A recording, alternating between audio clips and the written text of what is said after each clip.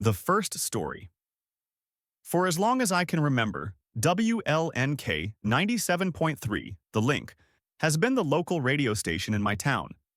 It plays a little of everything, classic rock, some pop, and talk shows when ads are scarce. Everyone listens to it. It's always on in diners, garages, and grocery stores. I'd been a casual listener my whole life. It was familiar, safe. That changed 3 months ago. It started on a Monday night. I was driving home late, flipping stations, when I landed on WLNK. I wasn't really paying attention. The DJ was wrapping up a song, probably Fleetwood Mac, when he spoke again. And now, the name of the night. His voice sounded different, lighter, almost amused. There was a pause, faint static humming.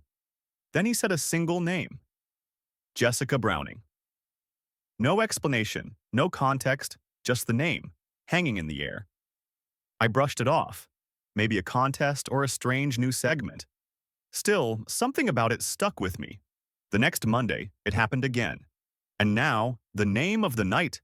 This time, it was Robert Sanchez. Same pause. Same return to music. It kept happening every Monday at exactly 11:05 p.m. One name, nothing else. By the fifth week, curiosity got the better of me. I started listening on purpose, writing the names down. After each broadcast, I searched online for clues. News sites, social media, anything. At first, there was nothing. Then, one week, the name was Caleb Howard. Caleb worked at the gas station near my apartment. We weren't close, but we'd talked plenty. He was always friendly. A week later, I stopped by the station and saw a poster taped to the door. Help find Caleb. He'd vanished after his shift. His car was still in the parking lot. Caleb's name had been spoken on WLNK exactly 1 week earlier.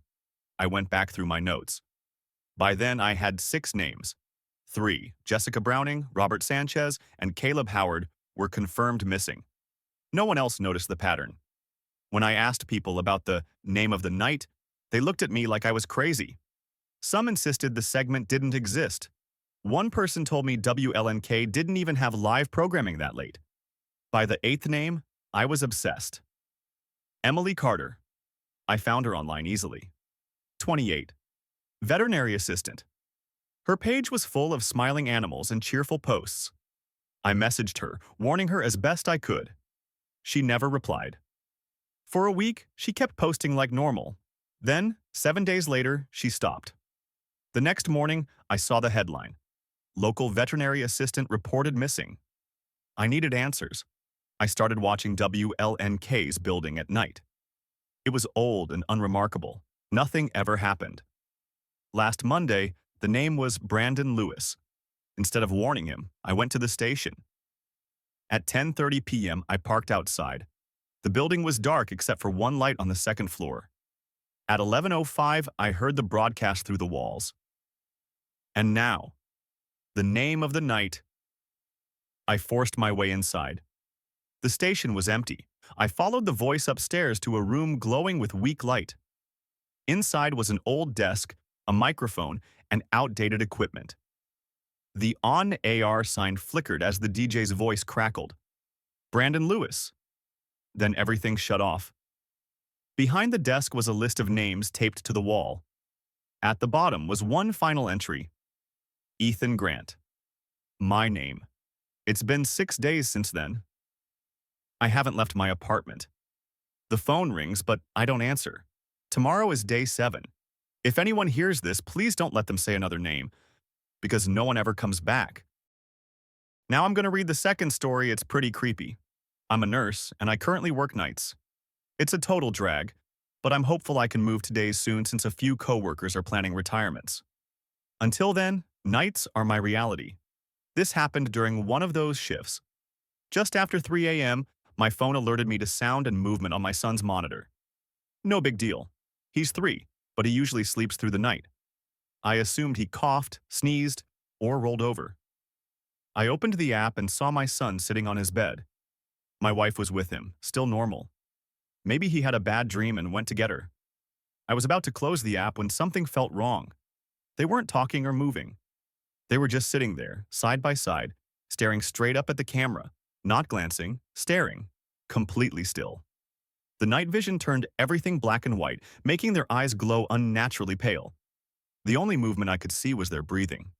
It was deeply unsettling. I closed the app and called my wife to make sure everything was okay. I almost never get to call home at work, so part of me was even enjoying the idea of talking to her. The phone rang a few times before she answered with a groggy, half-asleep, "Hello?" She sounded like she'd been dead asleep, which didn't match what I'd just seen. "Hey," I said. "You guys okay?" "Huh?" "Yeah," she replied. "Buddy came into our room about 15 minutes ago. He seemed scared, so I told him he could sleep with me." That confused me. I just seen them in his room, maybe a minute earlier. "Wait," I said. "You're in our bed." "Yeah, I fell right back asleep. Everything okay? Everyone keeps waking me up." "Hang on." I put her on speaker and opened the app again, already hoping I wouldn't see anything strange. The moment it loaded, my stomach dropped. That sharp panic hit. The kind I hadn't felt since I was a kid, realizing too late that I forgot about an assignment due that day. They were still there, sitting on my son's bed, staring up at the camera. "You guys are in bed, right?" I asked. "Yes," she said. "We're trying to sleep." "I'm looking at his camera," I said, "and I see you sitting on his bed." "No, we're in our bed." "I know that's what you mean," I said, my voice shaking, "but I'm telling you, I see you in his room." "Hang on," she said. She went quiet while she pulled up the app. Then I heard it, a terrified, guttural gasp, like all the air had been sucked into her lungs. I've only heard that sound from her a few times in our life. I heard sheets rustle, then the call dropped. I immediately called back. Voicemail. Again. Again. No answer. After 4 minutes, it felt like 4 years, she finally called me. She was hysterical. I told her to slow down, to breathe. She told me they were already in the car, driving to her parents' house. She'd seen the camera, grabbed our son, and ran out.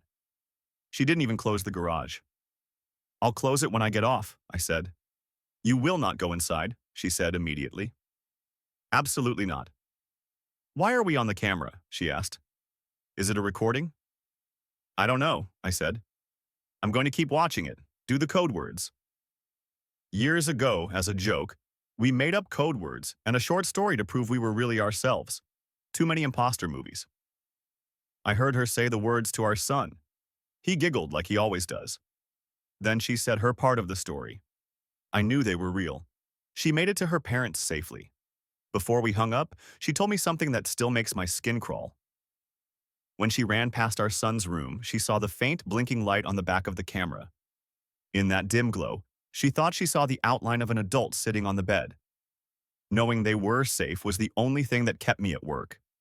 I checked the camera constantly. Every time they were still there, sitting, staring. I watched closely for patterns. Breathing looked normal, blinking didn't. I counted seconds between blinks, convinced a loop would be consistent. It wasn't. The blinking was random, human. Hours passed. Dawn came. I could see sunlight creeping into the room. After my shift, I brought a coworker with me. We closed the garage and, against my better judgment, went inside. We barely reached the bottom of the stairs when we heard it, a loud creak from upstairs. My son's room. The board you can't avoid. We ran. Outside, I checked the camera. Only not my son was on the bed now. Not my wife was gone. Then she was back. That was 4 days ago. They're still sitting there. We haven't gone back. What do we do?